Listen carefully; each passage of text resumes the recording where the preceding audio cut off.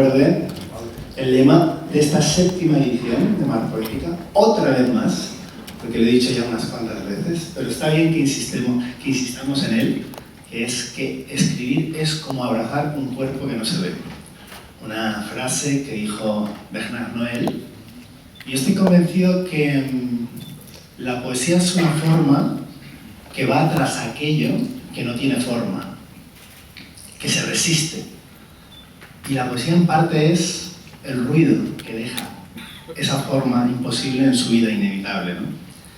Pero aún así, hay autores que están muy cerca de retener esa forma, de cristalizarla en un poema y hacerlo de una manera magistral. Uno de esos autores, sin duda, es Antonio Gamoneda, que nos acompaña esta tarde. Antonio Gamoneda es, sin duda, y no exagero lo más mínimo, uno de los poetas más influyentes de los últimos 60 años de la poesía española, de la poesía en español, que es un ámbito mucho más amplio. Voy a decir una cosa, no es normal en el mundo de la poesía, que tiende a haber bastantes recelos, bastantes envidias, que un autor, la admiración hacia ese autor genere consenso. Y el consenso que genera el respeto hacia la obra de Antonio Gamoneda, todas las generaciones posteriores a él, es verdaderamente abrumador y sorprendente, pero creo que justificadísimo. Así que cuando a Antonio Gamoneda le dieron el premio Cervantes en el año 2006, fue sin duda uno de los premios Cervantes más merecidos y más justos. Junto a él hoy va a dialogar Antonio Lucas, que lo conocéis muy bien porque estuvo al frente de este festival Mar Poética durante 5 años y es un poeta extraordinario, además de un excelso periodista. Antonio Lucas y Antonio Gamoneda tendrán un conversatorio, y quiero usar esa palabra que le gusta especialmente a Antonio Gamoneda, que la recogió de México, y tras el conversatorio, que no conservatorio, vamos a tener la suerte de escuchar algunos poemas inéditos de Antonio Gamoneda, de un libro que está por venir que se llama Cancionero de la Indiferencia. Verdaderamente es un privilegio. Tras este conversatorio y tras esta lectura de poemas, después habrá un espectáculo musical a cargo de la banda Nervio, que viene desde Córdoba. Y quiero agradecer especialmente, de verdad, a Antonio Gamoneda y a Antonio Lucas que estén esta tarde aquí, porque literalmente han cruzado España para estar hoy aquí. Antonio Gamoneda junto a su mujer María Ángeles, y realmente nos hace muy felices. Bueno, simplemente estamos en la clausura, siempre está esta mezcla de emociones. Creo que ha sido un festival verdaderamente conmovedor, donde el apoyo que siempre habéis mostrado este año creo que ha sido especialmente significativo, especialmente cariñoso, y os lo quiero agradecer de corazón. Creo que el hecho de estar aquí apoyando la poesía es un acto de esperanza y de resistencia, una forma de decir que la vida no solo tiene una forma, y para ello la mejor herramienta es la poesía. Muchísimas gracias, nos vemos el año que viene, y os pido por favor un aplauso para Antonio Lucas y Antonio Gamoneda. Muchas gracias. Y gracias a Javier Vicedo, que es el director de Mar Poética, porque un año más ha conseguido que la potencia de la palabra y que la fuerza de la poesía y que esa condición de que la poesía sea, y la escritura sea un aglutinante para una ciudad como la de Marbella, y un aglutinante para todos los que venimos de fuera de Marbella, y ya desde ese mismo momento que pisamos tierra en Málaga, en Marbella, nos quedamos aquí. Pues gracias a Javi Vicedo, porque durante muchos años sospecho que va a seguir haciendo ese juego de prestidigitación que es convertirnos a todos en lectores de poesía, en partícipes, en protagonistas y en actores principales de la palabra. Y decía que Antonio Ramoneda, que lo tenéis aquí, es un privilegio también, tiene 90 años, alguno más quizá, pero seguro que 90, es uno de los grandísimos poetas españoles, como ha dicho Javier Vicedo, un poeta, para entender la poesía española de los últimos 60 años, sí o sí hay que pasar por Ramoneda. Y que Antonio haya aceptado participar en este Festival Mar Poética leonés, como es Carmen de origen, así que todo se confabula, León, Marbella, todo es una gran estrategia de emociones. Leonés, obetense principalmente, nació en Oviedo, criado en León, pero sobre todo es un poeta. Hay veces que uno dice que los poetas son importantes, que los poetas son grandes poetas, vale. Pero hay algo mucho mejor, cuando un poeta es necesario. Y Antonio Ramoneda es un poeta necesario. Todos los que hemos venido detrás, y somos varias las generaciones, consideramos que para entender y mapear la historia de la poesía en España hay que pasar por Antonio Ramoneda.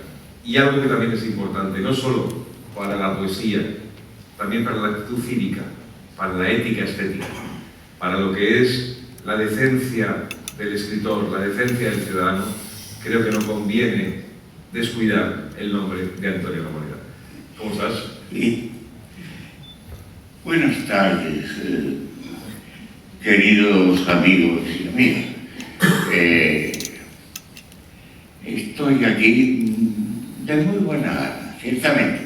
Estoy de muy buena gana, pero no muy enterado de lo que yo debo hacer para ustedes.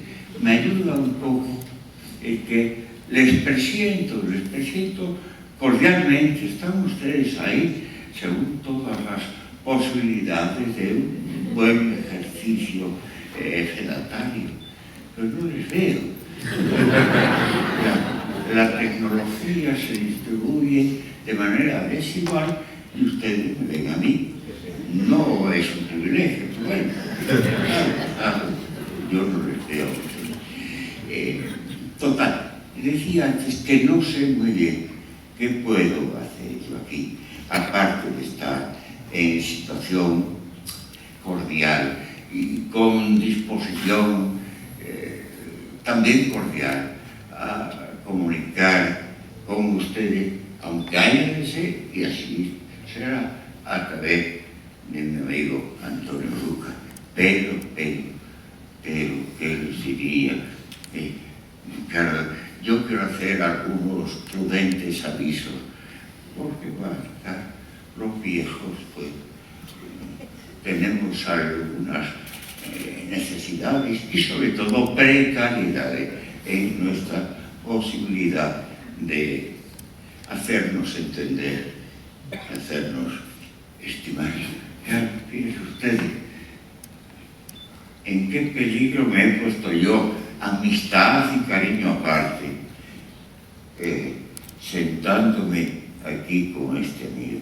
Son dos generaciones intermedias, por lo menos, las que nos separan, dos. ¿Y qué ocurre con esto? Pues claro, hablan que del viejo, el consejo, de la sabiduría, no me caso ustedes, no es así. Mientras que Antonio Luca puede haber recibido información de cómo ha sido mi vida y mi obra, por decir, llamarla de alguna manera pasada, qué sé yo, el poeta emergente que es él. Emergente, yo no tengo perspectiva sobre lo que este muchacho, y yo creo que estoy convencido por razones, en fin, algunas sospechas razonables que tengo, pero no tengo verdadera información de qué ocurre en su sensibilidad, en su pensamiento poético, ni siquiera en el del resto de poetas de su generación. Bueno, se darán cuenta de que digo todo esto preventivamente para protegerme y para que ustedes disculpen mi ignorancia. Ahora vamos a dejar a que sea Mira, piadoso conmigo. tú dices, no, yo te aprecio muchísimo y te admiro mucho, Antonio, o sea que no hay piedad, hay admiración. Pero tú dices, nos separan 2 generaciones. ¿Cuántas nos separan de Quevedo? ¿Cuántas nos separan de Lope? Y seguimos leyéndolos tú y yo con tanta distancia de edad, con entusiasmo. Ya, pero no es exactamente en tu caso, porque el gran Quevedo y el gran Lope ya no están activos. Eso es verdad. Y tú, sí. Y tú también. Y tú también. Toda mi ignorancia se refiere a la zona que en ti es creación, actividad todavía. Bueno, hay que seguir protegiendo. Seguiremos por ahí. Bueno, Antonio Gamoneda inauguró Mar Poética. A lo mejor hay aquí entre ustedes alguien que nos vamos a tutear. Yo me he sentado así, me tendréis que perdonar porque me siento un poco en casa. Y cuando he comido con Antonio y con María Ángeles, me sentía en casa. Entonces me he dispuesto a estar relajado hoy y a estar como debo estar entre amigos. Así que me disculparéis esta postura así un poco yogi. Antonio Gamoneda inauguró Mar Poética hace 7 años, una idea muy loca de Carmen Díaz, absolutamente loca, absolutamente feliz, absolutamente reveladora. Porque ese año, hace ya fue en 2015, nos lo ha recordado tu mujer, María Ángeles, en 2015, estaban aquí en Marbella Antonio Gamoneda, José Manuel Caballero Bonal, Francisca Aguirre, Paca Aguirre y Pablo García Baena, además de un grupo de poetas jóvenes. Estamos hablando de 2 premios Cervantes, una premio Nacional de las Letras y un premio Príncipe de Asturias. Tengo fotos yo y tiene Carmen y tienen los amigos de aquel año. Tenemos fotos y fue absolutamente histórico. Antonio recordaba que había estado aquí, pero no recordaba bien quiénes eran el resto de artífices de aquella aventura.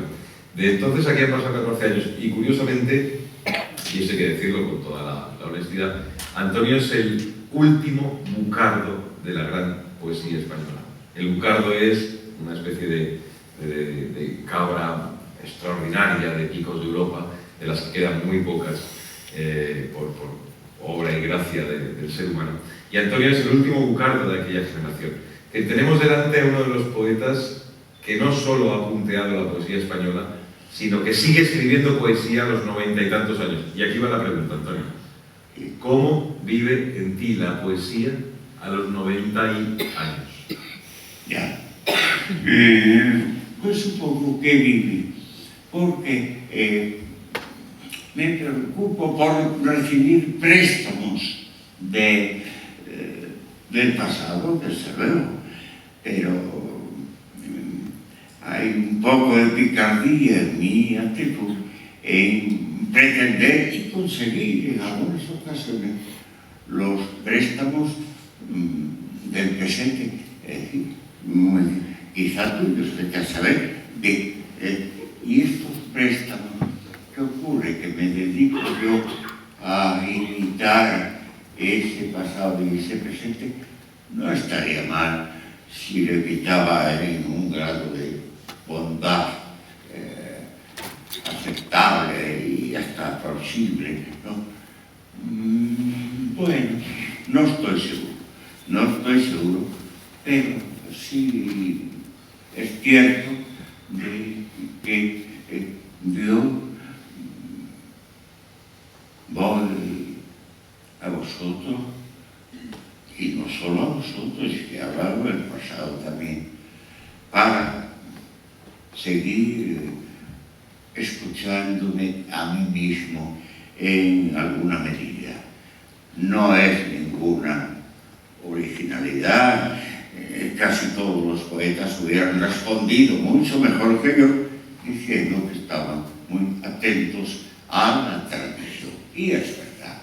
Pero bueno, yo lo he dicho de esta manera porque la tradición, aunque esté mediando el olvido, tiene nombres y apellido. Efectivamente, Quevedo, López, Lucas. Vaya, caray. Por ejemplo. Y bueno, no seas provocativo. Y seguramente que yo no te he vengado piropos.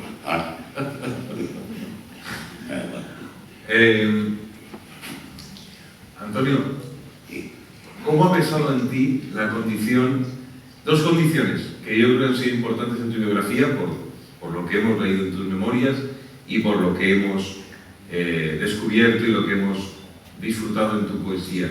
Primero, ser un niño de un momento de intemperie en este país, es decir, cómo demarca la memoria de ser un niño de la guerra de algún modo, y después cómo vive la poesía un poeta, un enorme poeta de provincias. Es decir, que no creo que sea nada denigrante, sencillamente es una circunstancia puramente geográfica, pero eres un hombre que vive de manera muy dura las consecuencias de la guerra civil, sus consecuencias posteriores, y un hombre que hace su obra modernísima con una osadía y una capacidad de vértigo importante desde la provincia. Desde luego, hasta ahora he tenido, en fin, el atrevimiento de deslizarme en alguna broma que no están desde luego exentas, de verdad. En cuanto me estás hablando de mi condición de niño de la guerra, no hay broma. Ahí no me permito bromear, porque efectivamente ser un niño de la guerra que crece en una posguerra que todavía no sé si ha terminado, es algo de lo cual no sé bromear. Entonces, permíteme que te conteste simplemente que el niño de la guerra sigue siendo, de alguna manera, un niño de la guerra. Me has hecho, afortunadamente, una doble pregunta, y la otra pregunta es, ¿cómo tengo yo mi concierto o mi desconcierto con la poesía en una cosa tan exterior, aparentemente, a la poesía como de la provincia? Que yo soy vocacionalmente provinciano. Esto quiere decir pues, que tuve, hace ya mucho tiempo, pero efectivamente tuve mis llamadas madrileñas, que algunas llegaron a tener cierta fuerza, pero yo intuía, aunque era bastante joven, que no sería en Madrid donde yo me iba a encontrar a mí mismo. Entonces pensaba en eso, en encontrarme a mí mismo. Ahora ya he desistido. Mira, Lucas, querido,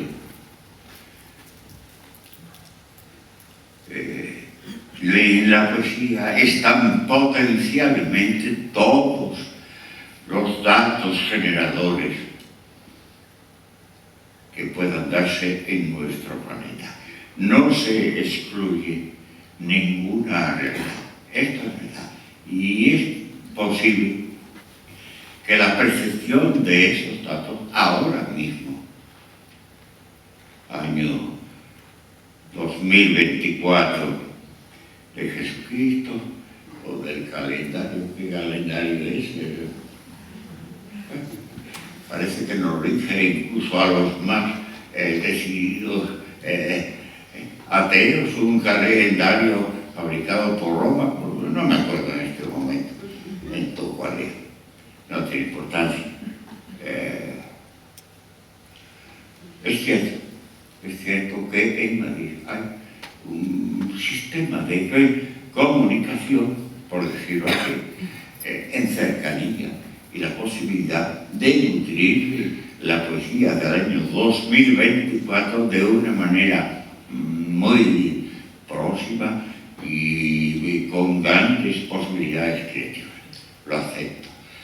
Pero hay que llegar no solo a pensar en los materiales que convienen a la generación de la poesía, sino a la circunstancia en que esos materiales funcionan. Y esa circunstancia es necesariamente la soledad del poeta, la soledad previa en bastantes momentos, para poner su atención en los datos generadores de los que acabo de ver, y la soledad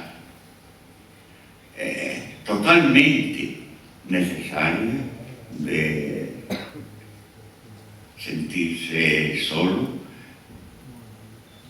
en un silencio que incluso nos invada de manera total, para percibir la calidad y la distinción de la palabra poética, de la que no lo es. No es un asunto de gran abstracción, ¿no? No sé si lo he resolvido de todo, pero a mí me parece muy bueno que, por ejemplo, ellos tienen dicho cosas definitivas sobre esto. Pero, bueno, lo dejaremos en que no es exactamente la misma naturaleza o la misma condición natural y en origen la de la palabra simplemente comunicante que nosotros podamos tener y la de la palabra sustancialmente poética. Quizá no debemos extendernos sobre esto, opina tú, pero bueno, de paso, si puedes ampliar esto mismo que yo he dicho, pues te lo agradezco. Pues mira, no voy a ampliar nada porque estoy de acuerdo contigo, y además ahí me apetece más preguntarte que ponerme a disertar, porque yo creo que tú el protagonista de esta tarde-noche en Marbella eres tú, y me gusta mucho. Sí, que digo yo que sí, es que sí. Así. Acuérdense de las generaciones. ¿Cómo voy a ser yo protagonista en relación con tu generación? Y tu generación no existe, ambos, hombre. Pero te digo yo que sí. Pero vamos a cambiar, no vamos a cambiar, vamos a seguir. Habrán leído Antonio La Moneda, libros principales, libros que no se pueden perder. Hay muchos, voy a hacer solo una lectura y solo de los de poesía. Blues castellano. Estamos hablando de un libro que de algún modo inaugura una nueva norma de nombrar y de decir en la poesía de los años 60, que no es poco. Blues castellano, hecho desde León. Descripción de la mentira.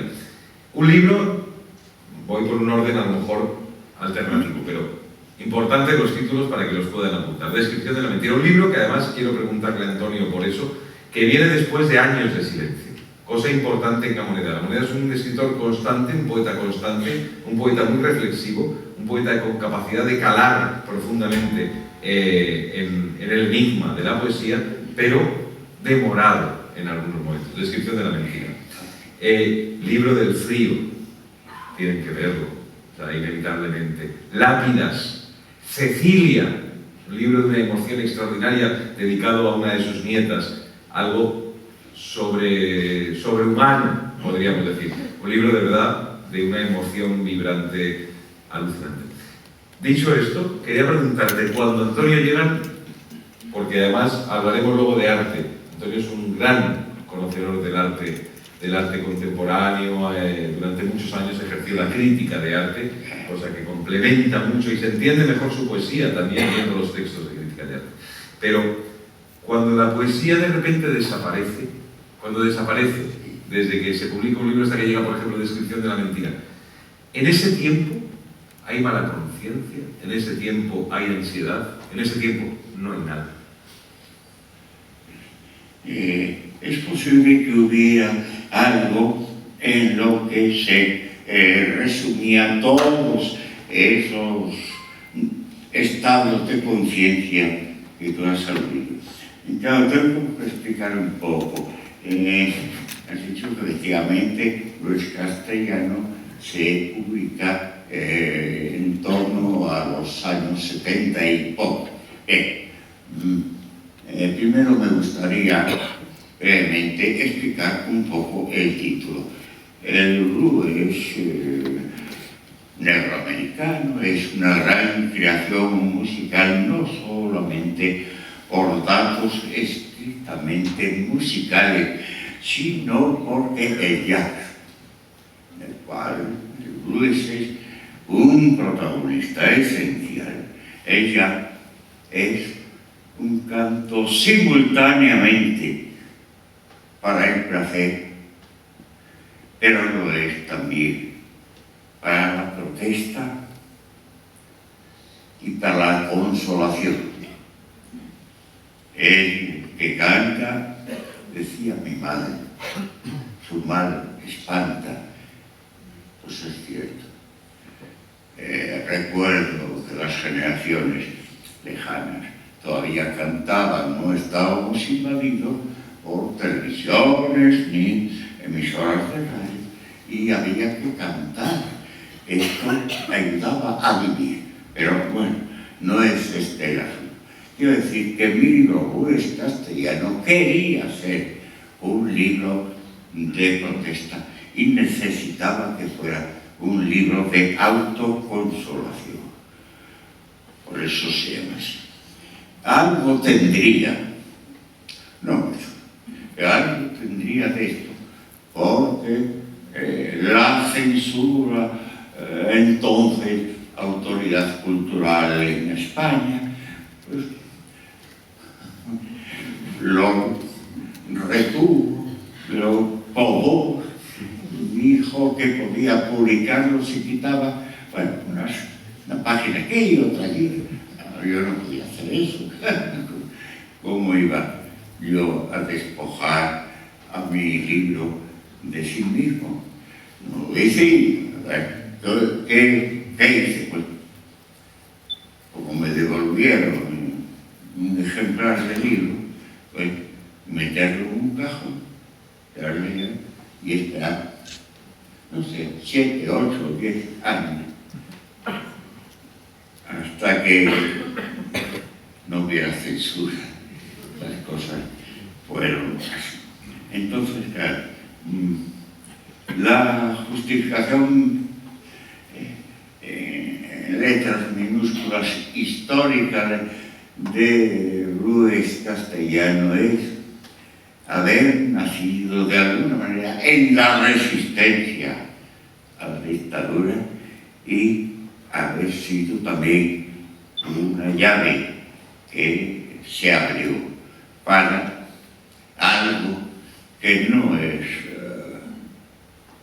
todavía una libertad completa, o al menos no lo es en términos, digamos, amplios, filosóficos y reales también. Pero ocurrió que se abrió, es decir, el cese de la interdicción de ese libro supuso trajo la posibilidad mía de volver a escribir y a publicar Descripción de la mentira, que fue un libro amargo de recuerdo y de conciencia de la anulación que había creado en nosotros los niños de la negra tierra, y también en aquella anulación,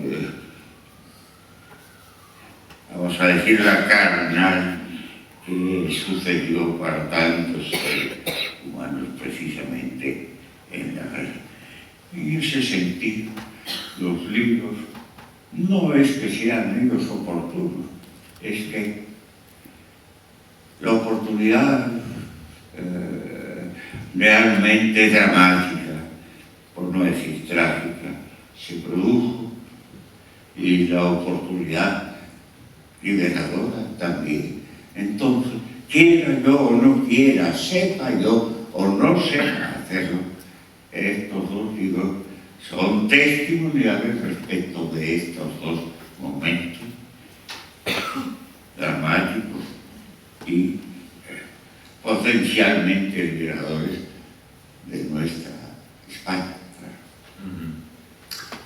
Es muy interesante cuando escuchas a Antonio Gamoneda ver cómo la memoria íntima se cruza con la memoria colectiva y cómo de esa combinación sale irremediablemente una voz poética. Sale una voz poética que además interpela. Es decir, la voz de Antonio Gamoneda, la poesía de Antonio Gamoneda, no es una poesía que se encripte en las propias emociones del poeta, sino que se enclavija en esa sensación, ese sentir que es un poco de todos, ¿no? Cuando nos acaba de hablar de blues castellano, fijaos qué título para los años 60, porque es verdad que el libro aparece en los 70, pero caray, se escribe en los 60, en León, blues. O sea, yo no sé, aquí estábamos oyendo los brincos, estábamos oyendo el dúo dinámico, estábamos oyendo cosas estupendas también, pero, caray, blues. Es decir, el blues es el arañazo, es el rasguño, es el aullido, es el daño, es la expresión de denuncia que tienen los negros afroamericanos para decirnos sus fatigas, ¿no? Por cierto, algo que conecta muy bien con el sentir del flamenco. Aquí habéis tenido en Mar Poética durante este festival la presencia de Miguel Poveda, que ha cantado a tantos poetas y que el flamenco viene a decirnos más o menos lo mismo. Es un arañazo, es una denuncia, es una festividad también, es algo lúdico. Es la voz del colectivo invisible. Bueno, pues el blues es la voz del colectivo invisible de los negros afroamericanos que llega hasta Antonio Gamoneda y su sensibilidad lo dispara para escribir blues castellano. Descripción de la mentira, que es el libro que tardas en escribir porque tardas en volver al registro de la poesía. Es un libro donde tú te acercas de algún modo a tu manera, que no es frontal, que es una manera muy sagaz, muy audaz, a una cierta poesía de denuncia, una cierta poesía social, sin llegar a ser ni manifiesto ni panfleto. Y me interesa mucho ver qué pasa en esos años, de qué se van llenando tus depósitos emocionales para alcanzar el tono de descripción de la mentira. Bueno, primero hay que decir que fueron años de un silencio obligado. Brevemente, no voy a pedir disculpas exactamente, pero yo entiendo perfectamente que ustedes deseen pasar en Marbella hoy una buena tarde y que hayan confiado en hacerlo a cuenta de la poesía y de la poeta. Mire, la poesía exclusivamente ornamental no es mala ni buena porque no existe. Bueno, ¿qué ocurre entonces? Que la poesía, quiera o no quiera el poeta, o quiera o no quieran los poetas, es ineludiblemente testimonial, siempre lo es. Mire usted, cuando un poeta se declara constantemente feliz y dueño de una vida placentera, es verdad. Pero lo que no sabe o olvida ese poeta, deliberadamente o no, es que esa es su manera de ir hacia la muerte, ¿o no? Sí, tú lo dices. Bueno, pues a mí, en un grado modestísimo, puede que me ocurriese algo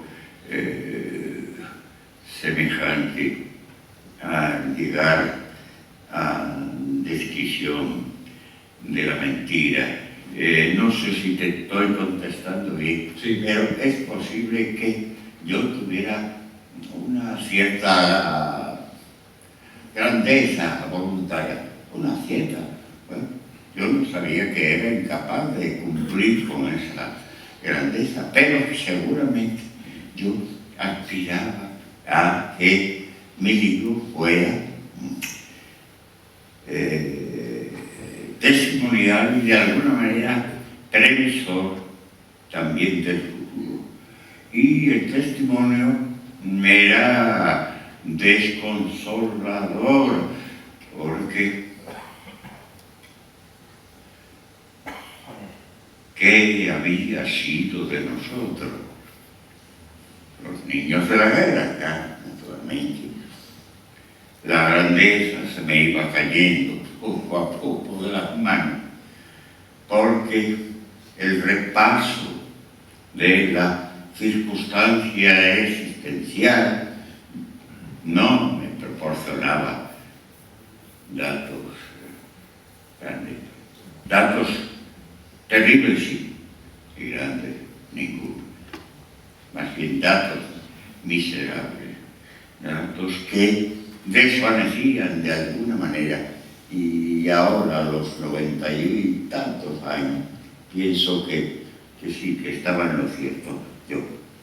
Desvanecían las posibilidades no de aquel millón de muertos que se hablaba, que no sé si fue un millón menos más, sino desvanecían nuestra posibilidad de realizarnos humanamente, socialmente, culturalmente, a quienes no habíamos crecido todavía en la existencia. Bueno, pues finalmente Descripción de la aventura tuvo que ser más testimonial de esa condición derrotada y necesariamente, obligadamente humilde y hasta miserable. No fue el relato ni la evocación de una gran tragedia, aunque la tragedia estuviera hecha, pero la historia habrá notado ya de que a la guerra sucedió la posguerra y a la poesía bélica, por ejemplo, entusiástica, de Miguel Hernández, no sucedió ninguna poesía triunfal, sino la constancia de haber sido derrotados todos los vivientes. Como habéis leído La Moneda, y el que no va a salir corriendo a comprar sus libros y a leerlo, sabéis que es un poeta exigente con su lector, que eso es una complicidad que el poeta establece con sus lectores, es decir, cuando le exige, no como si fuera un examen, no como si fuera la reválida, la selectividad o la EBAU, que se dice ahora, no, sino cuando uno, con el lector, quiere mantener una tensión. Muchos de los libros, muchos de los poemas de La Moneda establecen de manera, digamos, técnica, si queréis, el versículo largo, ese versículo de largo aliento. Está en el libro del Frío, por ejemplo, un libro importantísimo. Está en un libro muy hermoso, que es contrapeso de esto que ha dicho Antonio La Moneda ahora, de Descripción de la Mentira, un libro muchos años después que se llama Cecilia, y que, como he dicho al principio, cuando estrenábamos este conversatorio, como le gusta a Antonio que digamos, conversatorio, es el libro dedicado a una de sus nietas, un libro de plenitud, un libro de exaltación de la vida, un libro de calor y de lumbre en torno a lo nuevo que aparece, a lo nuevo que crece, que es esa vida de esa muchacha, de esa niña, y que trae la alegría a la casa, ¿no? Bueno, ese versículo largo de Antonio, esa ondulación que él tiene en su escritura, en ese verso, que no quieres que se acabe, porque el siguiente traerá otro nuevo mensaje, traerá otro nuevo recado, pero en el que estás es el recado que quieres disfrutar. Ese nuevo versículo nos ha enseñado a los que venimos detrás la respiración ancha del poema. Yo creo que eso es uno de los valores, hay muchos, de la poesía de Antonio Ramoneda, ese valor alto, ese pulmón abierto. Es decir, no quiere decir que el poema sea extenso, no tiene por qué, los tiene poemas largos, pero hablo en el poema de recorrido medio, con ese verso abierto. ¡Wow! Uno respira fuerte. Y te iba a preguntar, Antonio, ahora cuando tú vas a leer los poemas inéditos, que eso es un privilegio, insisto en la palabra privilegio porque lo es. ¿Tienes prisa o qué?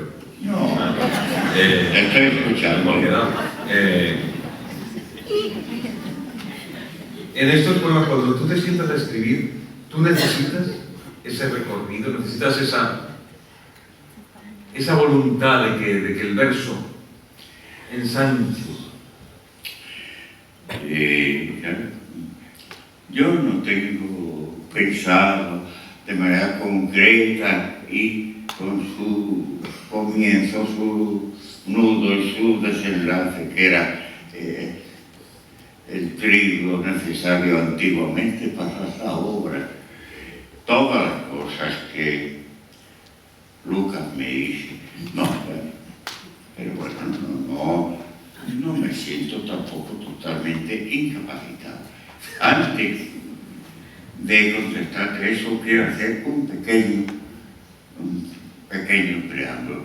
Se ha hablado hace un momento de mi poesía y de la poesía, quisiera o no quisiera, de la gente de mi generación, en el caso de que exista mi generación, que no estoy nada seguro.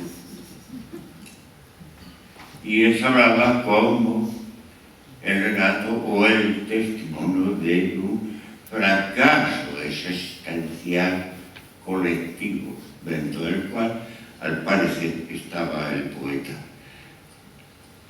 Mejor o peor que poesía. No les dije todo. La poesía realmente no es fácil. No le pidan ustedes a la poesía que sea fácil. La totalidad de la semántica, de la significación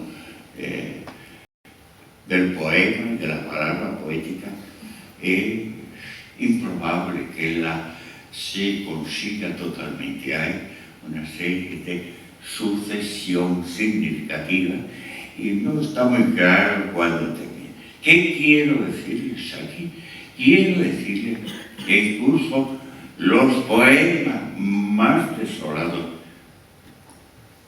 míos, pero no solamente míos, yo no tengo nada de insularidad ni de singularidad en relación con mis coetáneos, no. Esos poemas desolados inevitablemente son también, de alguna manera, difícil de explicar, muy difícil, son alguna celebración. Miren usted, hace menos de una semana yo estaba en Paredes de Nava. Paredes de Nava es un pueblo bastante bien moldeado, pero con una particularidad importante. Es la patria de los Manrique, es decir, de Jorge Manrique. Bien. Si ustedes mismos leen las coplas a la muerte de su padre, escritas por Jorge Manrique, ustedes no las leen para sentirse mal. De alguna manera hay un gozo en la pronunciación desolada de Jorge Manrique. Y yo estoy convencido de que todo poema termina siendo afirmativo en relación con la vida y por tanto con un margen que podríamos llamar de placer. Bueno, esto lo estoy diciendo aquí para referirme a mí mismo, que es lo peor que puede ocurrir, pero no tengo más remedio. Pero una vez que he dicho que de alguna manera yo me responsabilizo del testimonio desolado y también de la creación de un instrumento simultáneo de placer. Lo sostengo, después de eso, lo sostengo. No es que me sienta orgulloso ni que haga de ello ninguna valentía especial, es que sucede. Y tú me has puesto delante el libro Cecilia. ¿Qué es Cecilia? Es ¿qué hay? La voluntad de alegría se hace explícita. Es decir, que en otros poemas míos, en otras zonas poéticas, está relativamente oculta y que es después, como nos ocurre con las copas de Jorge Manrique. Ahora, cuando son un instrumento para el placer, se lo sigo diciendo, piénsenlo, no se trata de la desolación existencial. También, incluso ya, y me corresponde callarme ya lo que quede, pero no soy prudente, pero el mismo que ha hecho, pequeños y medianos tramos de testimonio existencial desolado, es decir, yo mismo, yo les digo a ustedes y a todo el que quiera escuchar, que sin embargo, ustedes y yo tenemos un deber de alegría. ¿Para qué? Porque no será la desolación, la tristeza, la que nos ayude a hacer un porvenir mejor.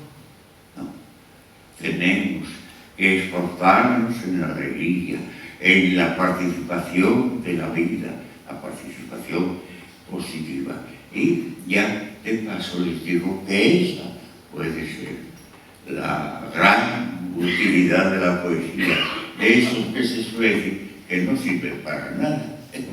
En fin, me callo de Joder, Antonio, es hermosísimo oírte hablar de eso, de cómo la poesía, que merecería una ovación, decir cómo la poesía nos sirve de bujía, de motor de explosión de la alegría, porque es verdad, más que de la desolación. Vamos a ir acabando para que Antonio lea poemas inéditos, que eso es la gran expectación. No, bien, no debo aburrirles con poemas, pero vamos a ver obediente y ahora que esos poemas inéditos, a ver si vamos a romper el anuncio. Bueno, solo quiero hacerte una pregunta más antes de pasar a que nos hables de Cancionero de la Indiferencia. ¿Es así el título? Vale. Apelabas a tu generación. Antonio Lamoneda pertenece, o creo yo que pertenece, a la generación del 50. Una generación muy importante de poetas españoles. ¿Sí o no? Como mira para allá, ya no me... Vean ustedes, es muy importante, porque además es la única visible entre todos. Y claro, es su importancia además tiene una singularidad, se da de una manera verdaderamente, ¿cómo diría yo? Sobrehumana. Porque yo estoy convencido de que la generación del 50 no existió. Coño, ahora ya. Vale.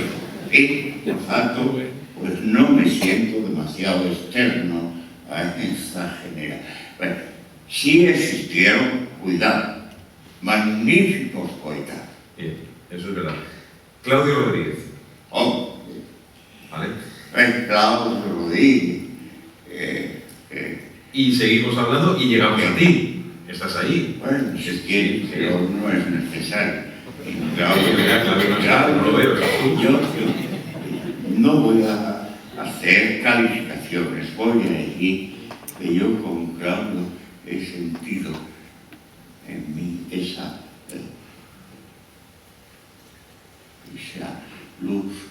instantánea aquí, que es una ceguera casi en algún momento, aunque luego resulte pacífica, como en cierto modo lo era la poesía hispana. Yo, de verdad, aun estando por el camino y por el medio tan estupendo el poeta, creo que Federico García Lorca nadie le puede hacer sombra atrás. Eso es verdad, pero bueno, digamos que es un par de generaciones antes. Pero bueno, yo creo que sí estás en la órbita. Me parece muy hermoso lo que acabas de decir y esa sencillez de que hablemos de Claudio y tú consideres que vas en el camino paralelo, pero Claudio va en la pole, ¿no? Como dicen los de la Fórmula 1. Da igual, estáis ahí todos y a la hora de repasar la generación del 50, sea central o sea de los que circunvaláis esa generación, tú estás ahí. Y estás aquí y además es un regalo el que nos haces a nosotros y a la gente de Marbella leyendo estos poemas inéditos, que me gustaría que antes de leerlos pues nos des un poco de claves. Yo pienso que quizá pues, la cercanía con el César, ahí está, pues, como a todo el mundo, no me ocurre nada extraordinario, me va a ocurrir nada extraordinario, está necesariamente cerca. Quizá eso me ha llevado a recuperar, no solo en tonalidad, no lo sé muy bien, pero si por ejemplo fuera en Cecilia o en algún libro posterior, donde se hubiera desvanecido un poquillo la urgencia testimonial el testimonio de Solá, es posible que haya una recuperación en esto de los últimos o muy penúltimos libros que yo estoy tratando de hacer. Pero tampoco olvido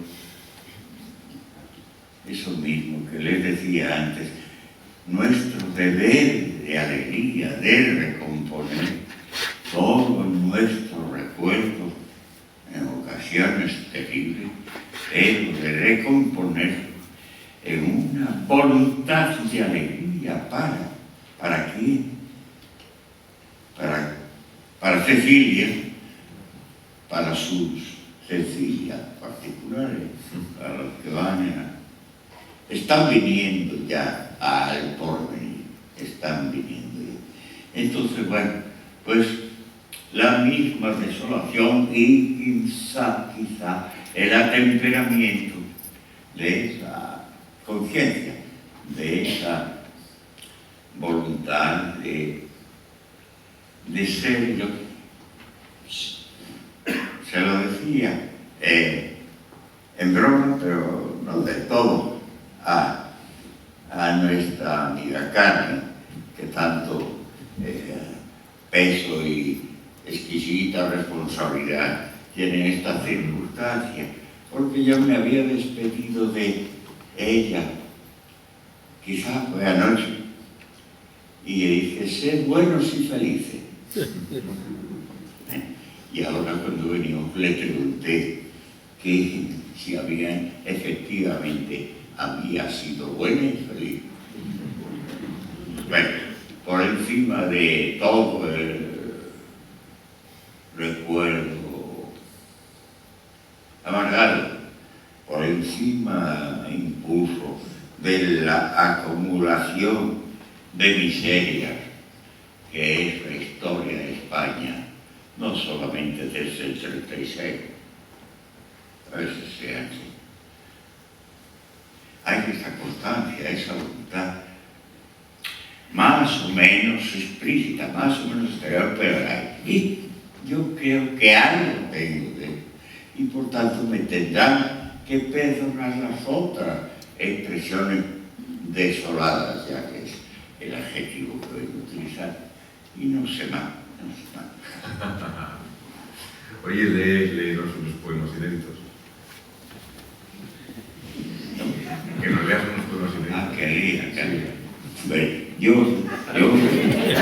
No has quedado ni un me permite, yo creo que llevamos aquí una hora. Por tanto, yo... ¿Se ha hecho largo? No. Vale. ¿Has oído? Sí, pero bueno, ténganlo en cuenta que el poeta son pocos o somos pocos los que nos cansamos de cansar a los demás. Leemos hasta el amanecer, ¿no? ¿Sabe cuándo es el amanecer? Pero bueno, yo haré lo que pueda por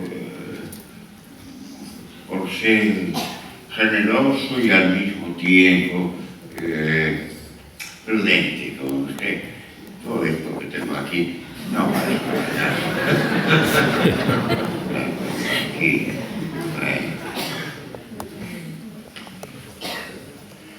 bueno, hay una selección previa en estos poemas que no la ha decidido nadie.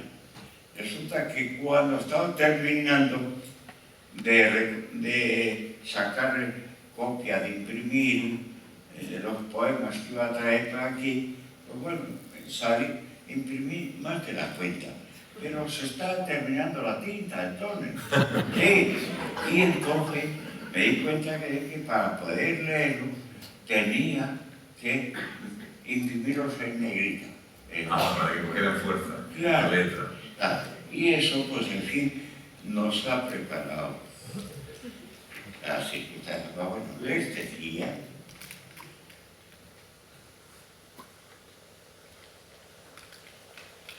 No.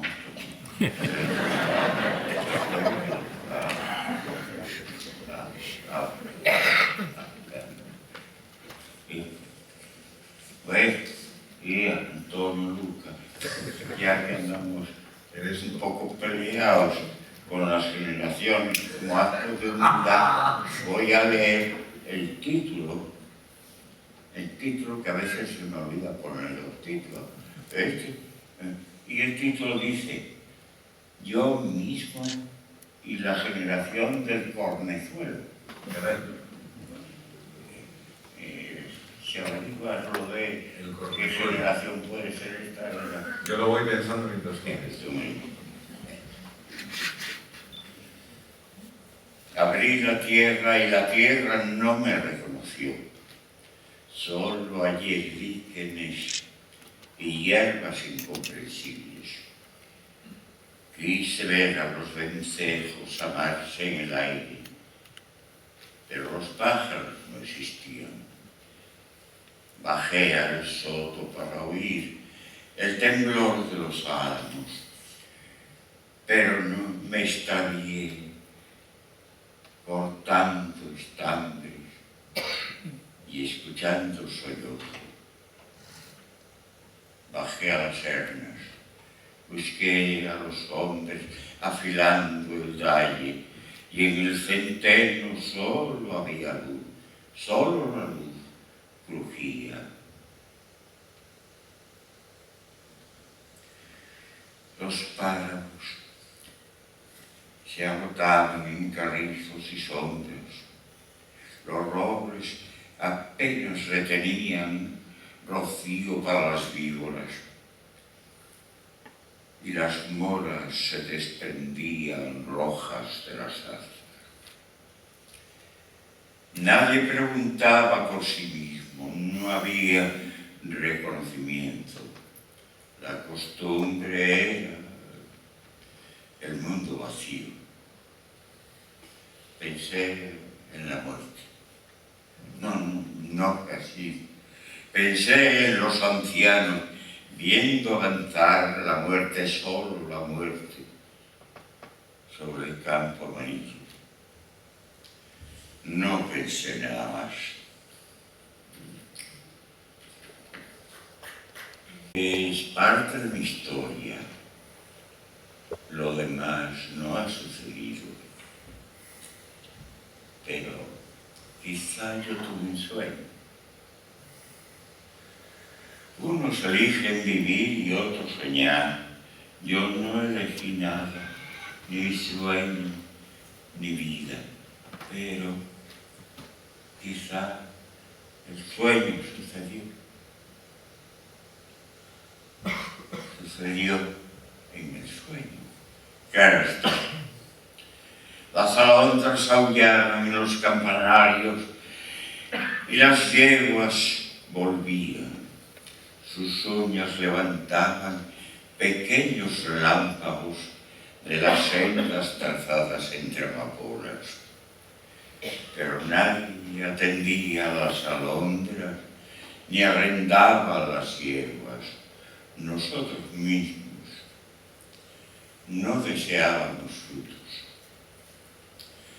Desconocíamos la música y habíamos olvidado el rostro de los amigos. Tampoco sabíamos que las lágrimas tenían un significado. Confundíamos las lágrimas secas de los hombres perseguidos con las más sábitas de sus hermanas parturientas. El grito de las alondras era duro y conciso, cada día más duro y conciso, como si anunciase un manantial. Algunos preguntábamos por el agua y nadie le contestaba, y no volvían a preguntar. Otros escribían cartas dirigidas, escribían cartas ilegibles o viajaban a países inexistentes. Solo los que nos perseguíamos a nosotros mismos hacíamos un gesto que no significaba nada o contestaban con algo que finalmente era ininteligible. La verdad es que todas las preguntas eran impertinentes. Preguntar y preguntarse carecía de sentido. Nadie sabía de la dicha o de la infelicidad. Se conocía el hastío, pero tampoco nadie decía qué era el hastío. Es difícil explicar la vaciedad. Un día nos sentamos a jugar. No piensen en vicios prodigiosos. Nos sentamos a jugar estúpidamente y jugábamos estúpidamente. Jugábamos al renuncio, al monte, al 16, al nunca, y perdíamos indiferencia. No conocíamos la usura ni la generosidad. Estando en estas circunstancias, quizá en el renuncio, se produjo una dulzura espantosa. Uno de nosotros se había suicidado. La dulzura era semejante a carne oscura y horriblemente dulce que se posase en nuestra lengua y también quizá en nuestros ojos. Entraba también allí la dulzura. ¡Cuánta horrible dulzura!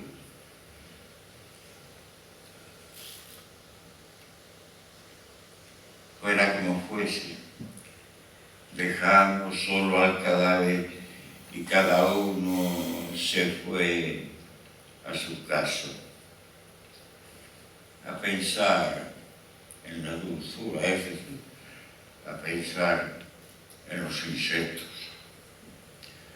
Nos pusimos de acuerdo en olvidar al suicida, pero la dulzura se quedó con nosotros y evitaba nuestras casas. Algunos abrían la puerta y pedían agua o mostraban una enfermedad. hubo uno que abrió la puerta, no dijo nada y se fue lentamente. Iba a suicidarse.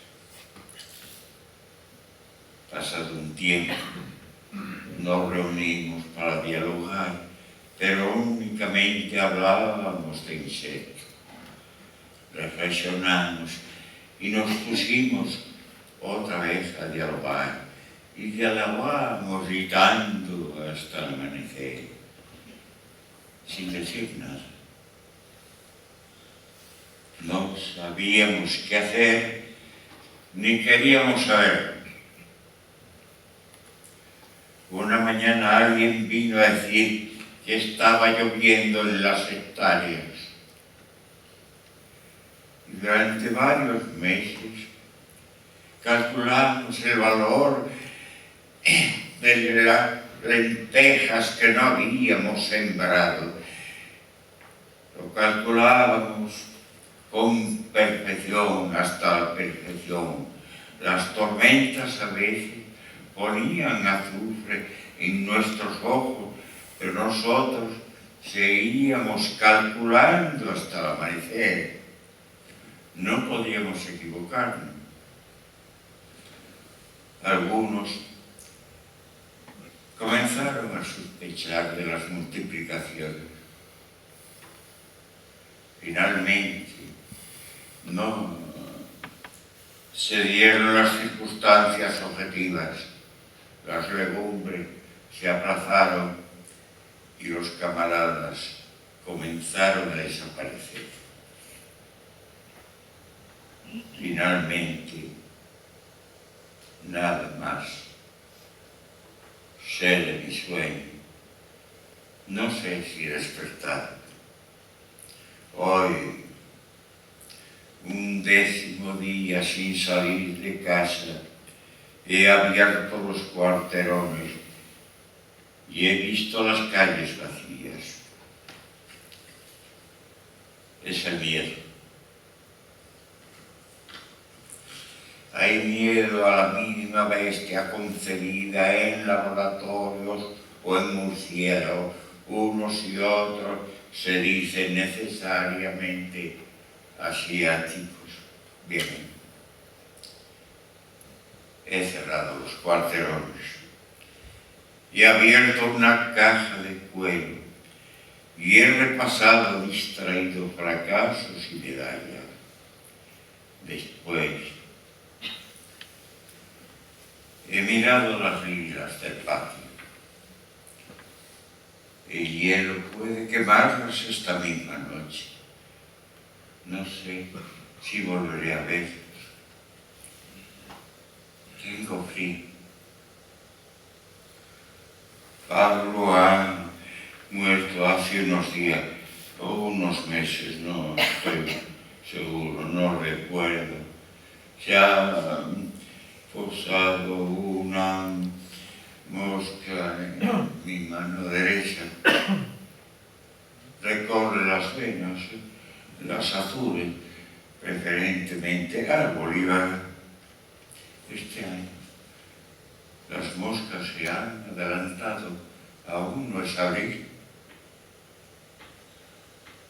No sé qué hice ayer. Sí, ya recuerdo, hice palabras.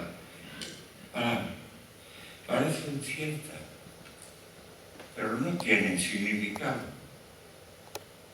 Nada tiene significado. Tampoco tengo nada que recordar, ni que olvidar.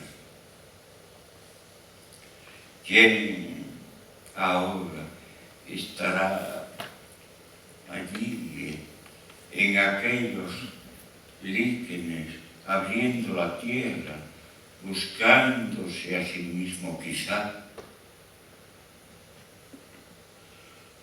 No lo sé. No me concierne. Simplemente tengo frío.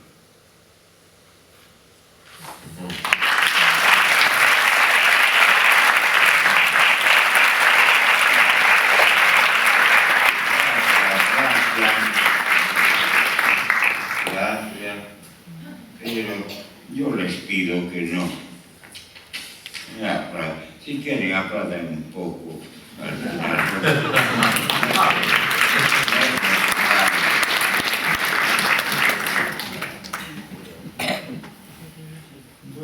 La poesía nos explica, hay un riesgo bastante frecuente de destruirla si la aplicamos, ¿no? Pero bueno, algo se puede decir. No hay que dejar las cosas tan desamparadas. Bueno, yo más o menos no recuerdo muy bien, pero este otro es un poema que empieza antes que el que acabo de leer, empieza en mi infancia.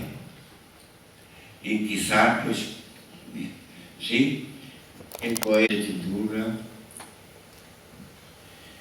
de Biografía y Paranoia, 1939-1999, sí, el poema avanza.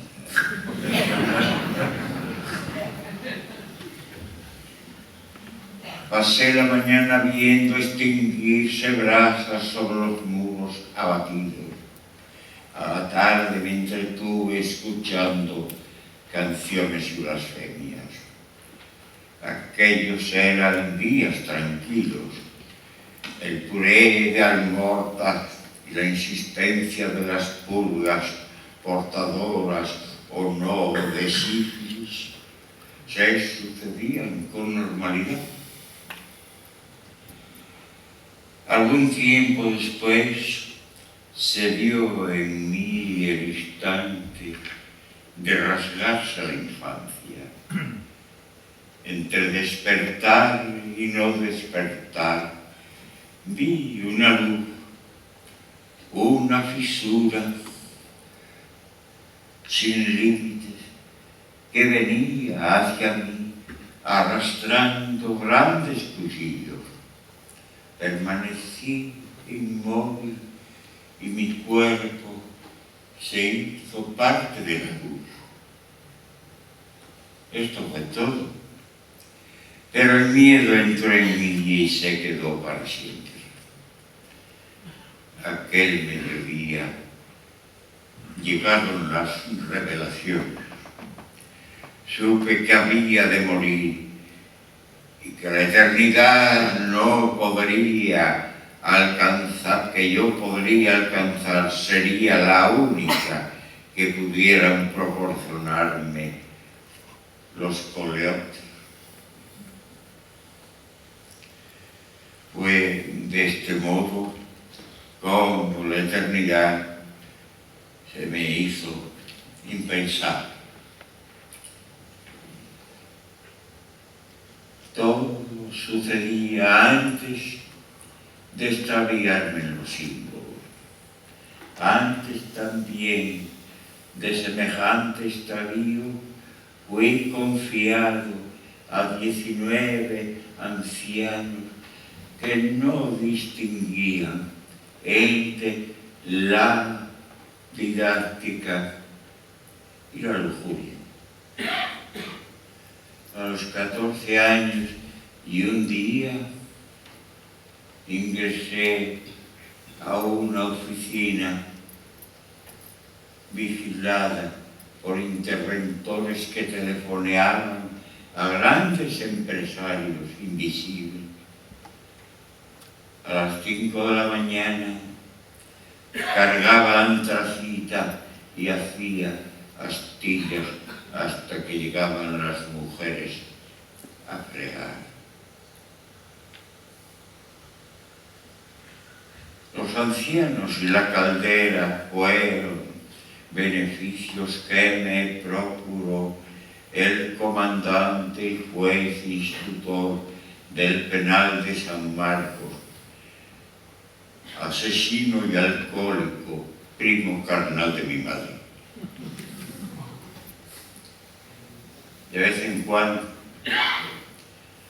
desertaba la oficina para ir a pueblos en los que no había nadie ni nada, salvo el cartel de auxilio social. También subí escarpes a los que se hacían amapolas inmóviles, y las amapolas perdían sus pétalos en mis manos y no llegaba a enterarme de nada más. Fui castigado como meritorio inepto. Me bajaron 10 puntos y durante 3 meses hube de encender cámaras de petróleo a unos metros de altura y calcular intereses al 6,75% durante 10 horas diarias. Una de las tardes intenté recuperar la amistad de Isaac. Isaac disponía de armas de fuego y aseguraba que había aprendido a aullar, mientras los alemanes de la Legión Cóndor rompían vidrios dentro de sus ojos. No era cierto. Había aprendido a aullar para que los demás le admirásemos. Cumplida mi adolescencia, me aficioné a los imanes y a la semántica. Pensaba especialmente en la comunicación del desprecio. Años después, aún muy joven, por razones que no llegué a saber, visité habitaciones vacías. En una de ellas, blanca y muy grande, la que los camaradas decidieron quedarse, descubrí grietas por las que asomaba su cabeza pequeños reptiles. Decidí que eran salamandras, pero me equivoqué, eran víboras. Pasado algún tiempo, olvidé los reptiles y adopté otra causa. Esperaba las noches como si fueran las de una vida extraordinariamente secreta. Tenía un aura exquisita aquellas noches. Soñaba con mujeres muy bellas, delicadamente enfermas. Las buscaba en jardines interminables. Buscando, me perdía los sueños. Pasaron más años y sin motivo alguno retorné a los símbolos, pero los símbolos eran otros y no me interesaron. También por entonces descuidé fístulas que mudaron en úlceras, o no sé, pudo ser al revés. Y prescindí avergonzado de mis falsas recónditas. En aquel tiempo era el tiempo en que con frecuencia me despertaba rodeado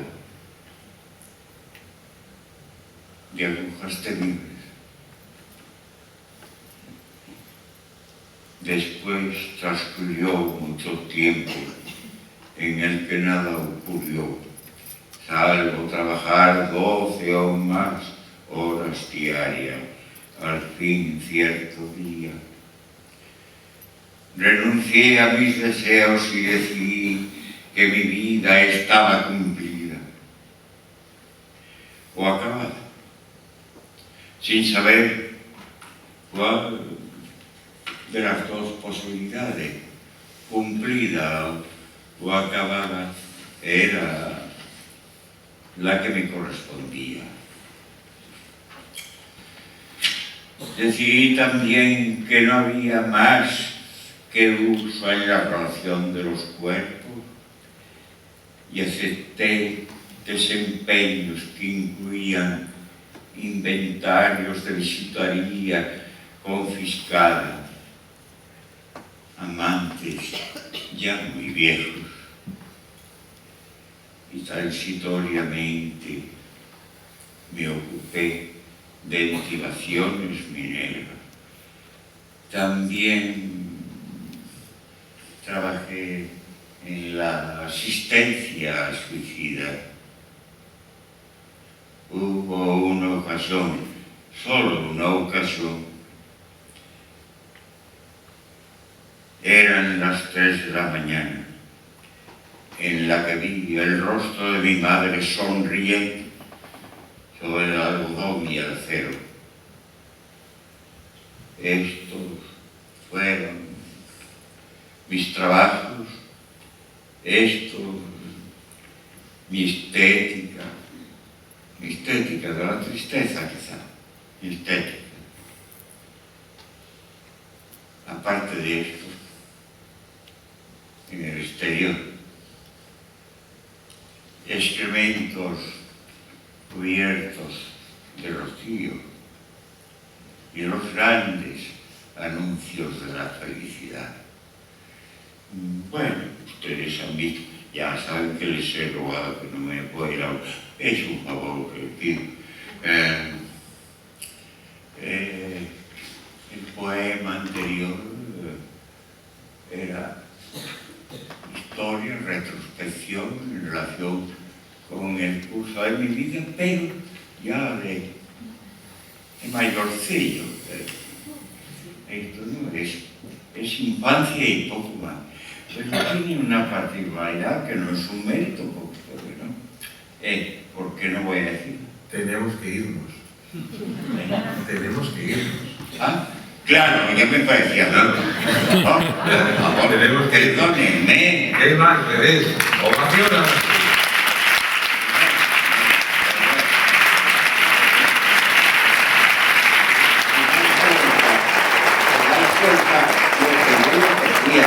El poeta no es que se descuide, es que tiene algún tipo de ideas que le hacen leer indefinidamente y no se entera que los demás están cargados. Perdón. Que no, eso no.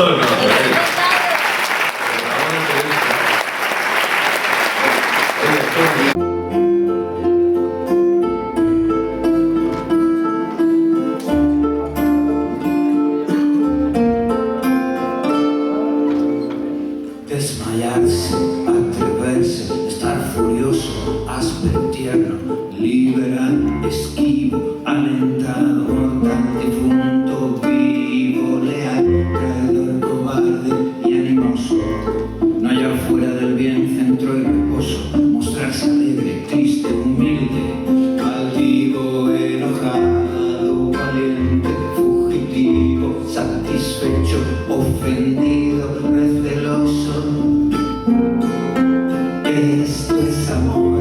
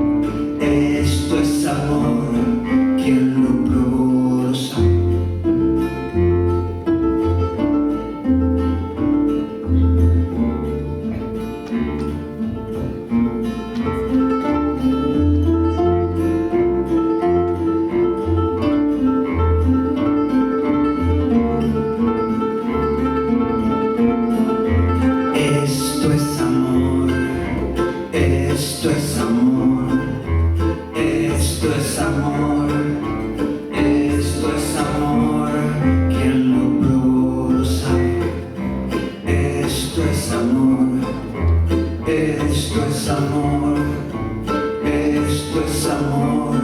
Quien lo probó lo sabe, dar la vida y el alma a un desengaño, beber veneno por licor suave, olvidar el provecho, amar el daño, creer que un cielo en un infierno cabe. Esto es amor, esto es amor, esto es amor. Quien lo probó lo sabe. Esto es amor, esto es amor, esto es amor. Quien lo probó lo sabe. Lo sabe. Quien lo probó lo sabe. Lo sabe. Desmayarse, atreverse, estar furioso, áspero, tierno, liberal, esquivo, alentado, mortal, difunto, vivo.